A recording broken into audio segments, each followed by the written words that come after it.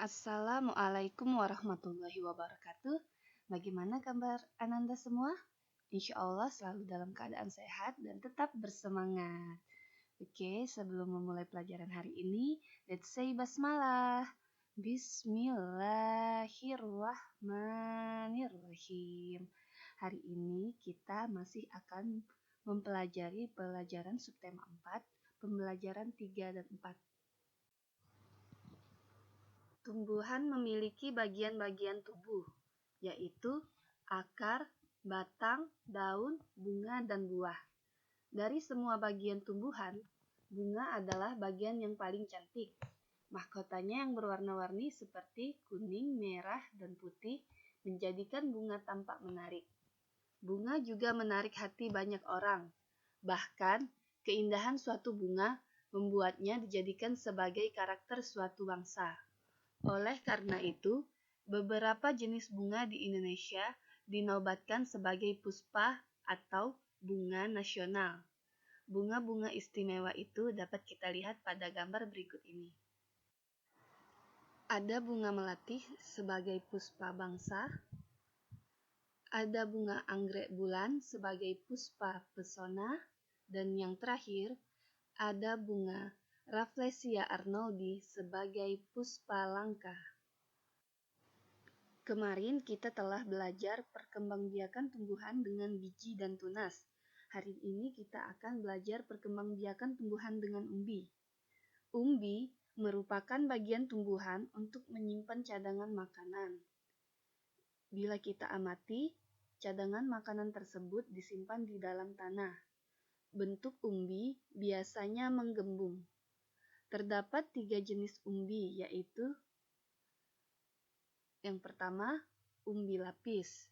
Umbi lapis adalah sejenis umbi yang terbentuk dari tumpukan daun yang tersusun rapat dalam format roset.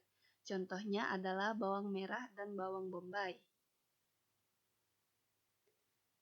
Yang kedua, umbi batang. Adalah batang yang tumbuh di dalam tanah dan membentuk umbi. Contohnya adalah kentang. Dan yang terakhir, umbi akar. Adalah umbi yang terbentuk dari modifikasi akar. Contohnya adalah wortel. Baiklah, selanjutnya kita akan belajar tentang karya seni mozaik. Mozaik adalah pembuatan karya seni rupa 2 atau 3 dimensi yang menggunakan bahan dari kepingan-kepingan benda tertentu yang sengaja dipotong-potong. Kemudian disusun dengan ditempelkan pada bidang datar dengan cara dilem. Berikut ini adalah contoh karya seni mozaik. Dapat dilihat pada gambar, ada karya seni yang berasal dari biji-bijian, kertas warna-warni, ataupun daun segar dan daun yang sudah layu. Baiklah, untuk tugas hari ini kita akan membuat karya seni mozaik. Adapun alat dan bahannya, 1. Potongan daun atau kertas warna-warni atau biji-bijian. 2. Kertas HVS putih atau karton putih. 3. Pensil. 4. Penghapus. 5. Gunting. Dan 6. Lem. Cara kerjanya, yang pertama, buatlah pola mozaik gambar tumbuhan pada kertas putih dengan pensil. Kemudian, beri lem pada bagian gambar. Dan ketiga, tempelkan daun atau kertas warna-warni atau biji-bijian sesuai dengan pola yang digambar. Tugas ini dikumpul paling lambat hari Minggu tanggal 16 Agustus 2020. Berikutnya kita akan belajar soal matematika, menyelesaikan soal cerita pembagian. Soalnya, di toko bunga terdapat 624 tangkai bunga. Bunga tersebut diletakkan ke dalam 4 wadah. Setiap wadah berisi bunga dengan jumlah sama banyak. Berapa tangkai bunga yang ada di setiap wadah? Nah, untuk menyelesaikan soal tadi dapat kita perhatikan pada video berikut ini.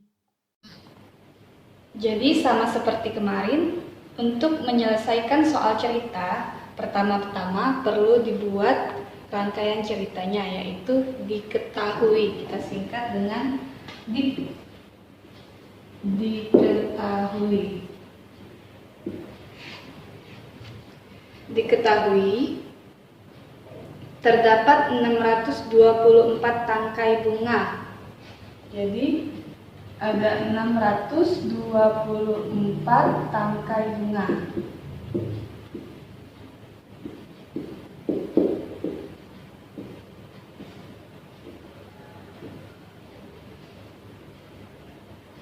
Bunga tersebut diletakkan ke dalam 4 wadah. Diletakkan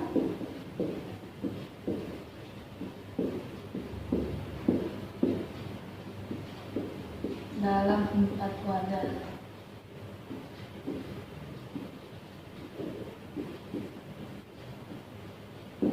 Kemudian kita buat ditanya atau disingkat DIT. Ditanya berapa tangkai bunga yang ada di setiap wadah. Berapa tangkai bunga setiap wadah.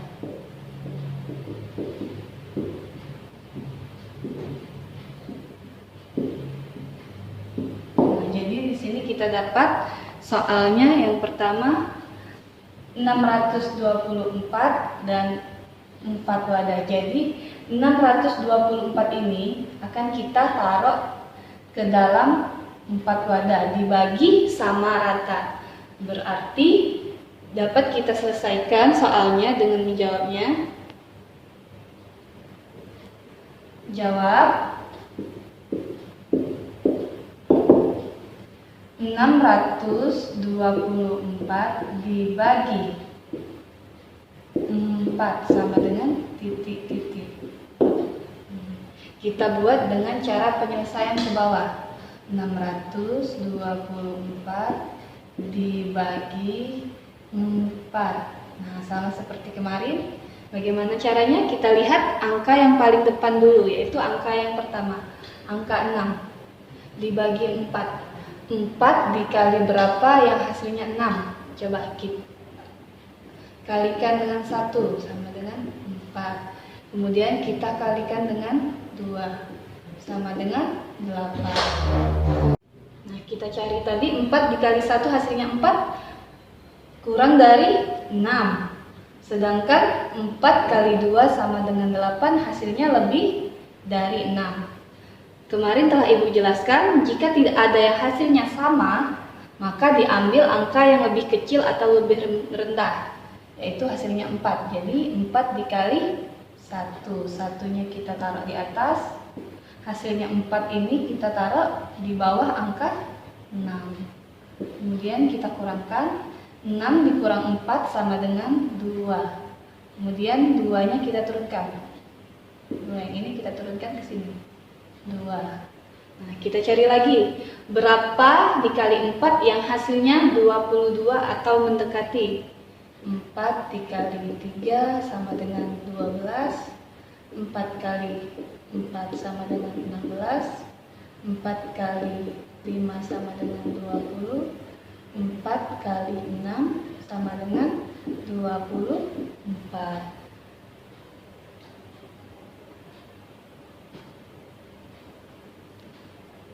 Jadi di sini ada hasil yang mendekati, yaitu 20. Sedangkan 24 lewat ya. Jadi kita ambil 4 dikali 5. 4 dikali 5-nya ditaruh di sini sebagai hasil 5 yang ini, dan 20 hasilnya ini kita taruh di bawah angka 22. Itu kita kurangkan lagi, 2 dikurang 0 sama dengan 2. 2 dikurang 2 habis ya, tidak perlu ditulis 0. Kemudian kita turunkan lagi angka yang di sebelahnya, yaitu angka 4. Turunkan di sini, 4.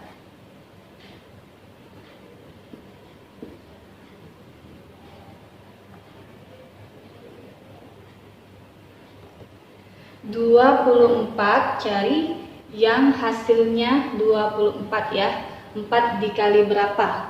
Kita 24 dibagi 4, cari yang hasilnya 24. Dapat ini 4 dikali 6, hasilnya pas 24. Jadi 6-nya, dan ini kita taruh di atasnya sebagai hasilnya. Dan 24 kita taruh di sini untuk dikurangkan. 24 dikurang 24 hasilnya 0, maka habis, tidak bisa dibagi lagi. Jadi 624 dibagi 4 hasilnya adalah yang di atas ini, 156.